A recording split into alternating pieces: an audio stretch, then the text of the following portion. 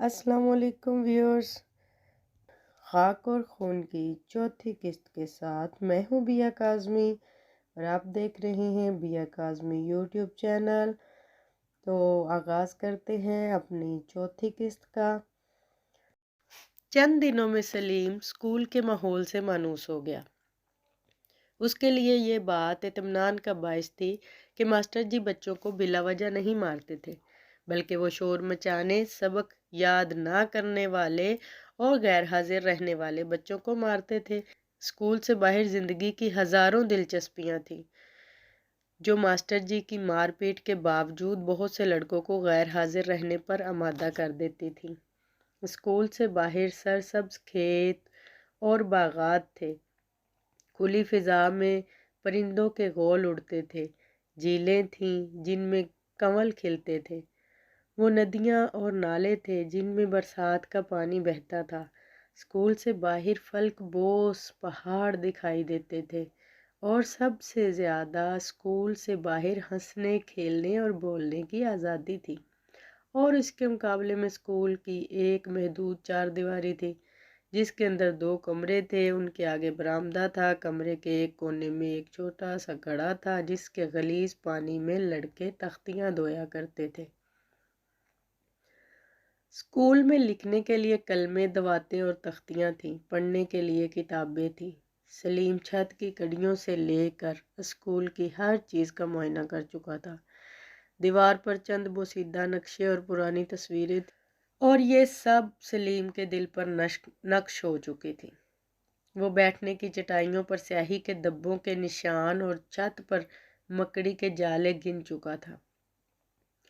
2-3 ہفتوں کے بعد اسکول کی کوئی چیز ایسی نہ تھی جو اس کی توجہ جذب کر سکتی۔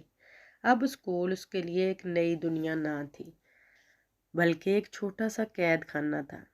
جس کمرے میں وہ بیٹھا کرتا تھا اس کی ایک کھڑکی شمال کو کھلتی تھی۔ وہ اس کھڑکی کے قریب بیٹھ جاتا جہاں اسے باہر کے ہرے بھرے کھیت دکھائی دیتے تھے اور دور افق پر کانگڑا کے پہاڑ دکھائی دیتے تھے جنہیں قریب جا کر دیکھنا اس کی زندگی کی سب سے بڑی خواہش تھی۔ یہ کھڑکی وہ چھوٹی سی گزرگاہ تھی جس کے راستے وہ اس تنگ ماحول سے فرار ہو کر سپنوں کی حسین دنیا میں پہنچ جاتا۔ وہ پہاڑ کی گود میں سونے والے بادلوں کو نیند سے جگاتا اور ان پر سوار ہو کر آسمان کی نیلگوں فضاؤں میں اڑتا۔ اچانک ماسٹر جی کی آواز سنائی دیتی، سلیم تم کیا دیکھ رہے ہو؟ اور اس کی رنگین دنیا درہم برہم ہو جاتی۔ وہ چونک کر کہتا، جی کچھ نہیں، سبق یاد کیا تم نے؟ جی ہاں۔ اچھا تختی لکھو۔ سبق یاد کرنا اور تختی لکھنا اس کے لیے معمولی بات تھی، لیکن دن کے 6-7 گھنٹے اس تنگ ماحول میں سر جھکا کر بیٹھنا اس کے لیے ایک بہت بڑی سزا تھی۔ سلیم عام بچوں سے بہت زیادہ ذہین تھا۔ 6 ماہ میں اس نے پہلی جماعت پاس کر لی اور ماسٹر جی نے اسے دوسری جماعت کے بچوں کے ساتھ بٹھا دیا۔ ابتدا میں اس نے مجید کی ترغیب پر چند دن غیر حاضر رہنے کی کوشش کی، لیکن ماسٹر جی بڑی جماعت کے لڑکوں کو ان کے گاؤں بھیج دیا کرتے تھے اور گھر کے آدمی انہیں کھیت یا باغ سے تلاش کر کے اسکول میں چھوڑ آیا کرتے تھے۔ تلاش کے بعد سلیم کو چھوٹا سمجھ کر معمولی ڈانٹ ڈپٹ کے بعد معاف کر دیا جاتا، لیکن مجید کی خوب مرمت کی جاتی۔ مجید کا باپ انہیں ماسٹر جی کے سپرد کرتے ہوئے کہتا، ماسٹر جی سلیم ابھی بچہ ہے، یہ سارا قصور مجید کا ہے۔ غیر حاضر رہنے کی چند ناکام کوششوں کے بعد سلیم نے مجید کے مشوروں پر عمل کرنا ترک کر دیا۔ جس دن مجید کی نیت بگڑتی وہ گاؤں کے دوسرے لڑکوں کے ساتھ چل پڑتا۔ سلیم کے داخل ہونے سے پہلے گاؤں کے دوسرے لڑکوں پر مجید کی حکومت تھی۔ جب اس کی نیت خراب ہوتی تھی وہ ان سب کو روک لیا کرتا تھا۔ وہ بڑی آسانی سے ان کے دلوں میں نہر یا جھیل میں نہانے کا شوق پیدا کر دیا کرتا تھا، اور جب وہ اس کا ساتھ دینے سے پسو پیش کرتے تو وہ انہیں مار پیٹ کر اپنی قیادت تسلیم کروا لیا کرتا تھا۔ لیکن جب سلیم نے یہ تہیہ کر لیا کہ وہ غیر حاضر نہیں رہے گا تو مجید نے محسوس کیا کہ وہ ایک نئی صورتحال کا سامنا کر رہا ہے۔ سلیم کو ورگلانے میں اس کی کوئی تدبیر کامیاب نہ ہوتی۔ پہلے دن جب سلیم نے اس سے کہا، اچھا تم نہ جاؤ میں تو ضرور جاؤں گا، تو مجید نے اسے راستے میں دھوبی کے کتے سے ڈرانے کی کوشش کی۔ سلیم اس پر بھی متاثر نہ ہوا تو مجید نے اسے مور کے انڈے دکھانے کا لالچ دیا، لیکن سلیم اس لالچ میں بھی نہ آیا۔ جب مجید نے یہ دیکھا کہ وہ کسی صورت بھی اپنا ارادہ تبدیل نہیں کرتا تو اس نے دوسرے لڑکوں کو روکنے کی کوشش کی، لیکن اس نے محسوس کیا کہ وہ سلیم کو اپنا لیڈر بنا چکے ہیں۔ غصے میں آ کر اس نے ایک لڑکے کو مارنے کے لیے ہاتھ اٹھایا، لیکن سلیم اس کے آگے کھڑا ہو گیا۔ دیکھو مجید، اگر تم نے کسی کو مارا تو میں تم سے لڑوں گا۔ تم نے دادا جان کے ساتھ وعدہ کیا تھا کہ آئندہ تم غیر حاضر نہیں رہو گے۔ تم مجھ سے لڑو گے؟ مجید نے یہ کہہ کر اس کے منہ پر ہلکا سا چپت رسید کر دیا۔ سلیم چند لمحے اپنی جگہ پر کھڑا رہا، اس کی طرف دیکھتا رہا۔ یہ پہلا چپت تھا جو اس نے مجید کے ہاتھ سے کھایا تھا، لیکن اس کے پاس اس کا کوئی جواب نہ تھا۔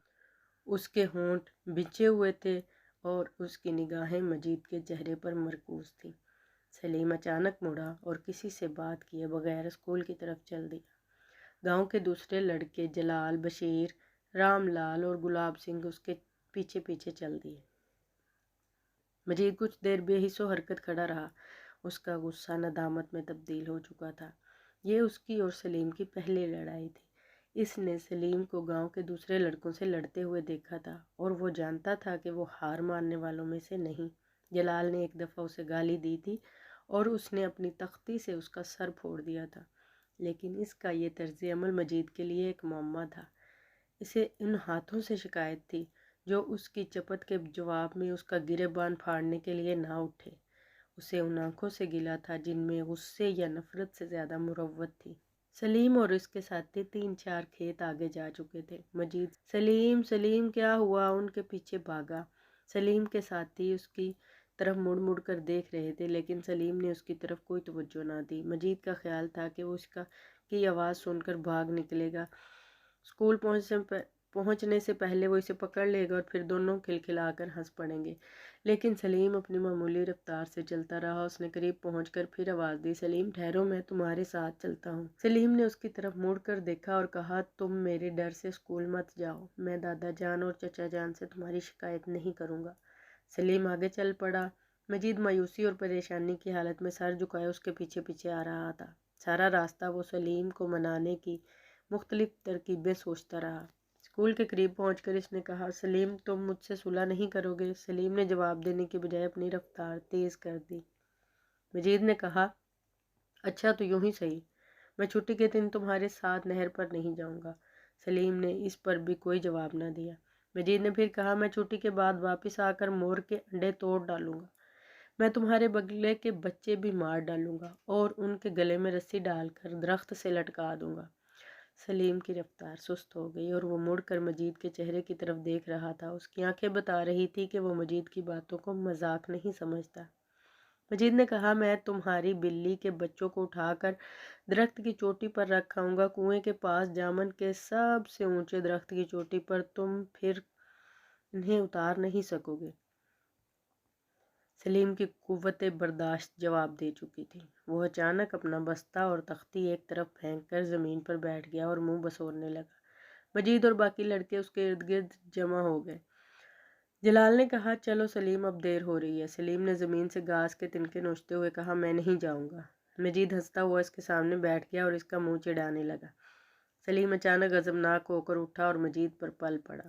کچھ دیر سلیم کو مکے مارنے اور بال نوچنے کا موقع دینے کے بعد مجید اٹھ کر کھڑا ہو گیا اور اس نے سلیم کی دونوں کلائیاں اپنے مضبوط ہاتھوں میں پکڑ لیں۔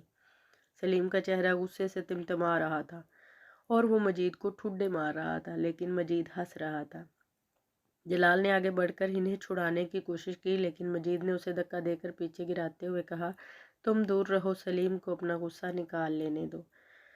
سلیم موقع ملتے ہی کھیت سے مٹی کے ڈیلے اٹھا اٹھا کر اسے مارنے لگا۔ مجید ادھر ادھر بھاگ کر اپنے آپ کو بچاتا رہا۔ ایک ڈیلا مجید کے سر پر لگا اور وہ اپنا سر پکڑ کر رہ گیا۔ سلیم ایک اور ڈیلا اٹھا کر قدرے تذبذب کی حالت میں اس کی طرف دیکھ رہا تھا۔ مجید آہستہ آہستہ قدم اٹھاتا ہوا آگے بڑھا۔ سلیم نے اپنا ہاتھ بلند کیا، لیکن وہ ادھر ادھر بھاگنے کی بجائے ڈٹ کر اس کے سامنے کھڑا ہو گیا۔ مارتے کیوں نہیں؟ اس نے کہا۔ سلیم نے ڈھیلا زمین پر پھینک دیا۔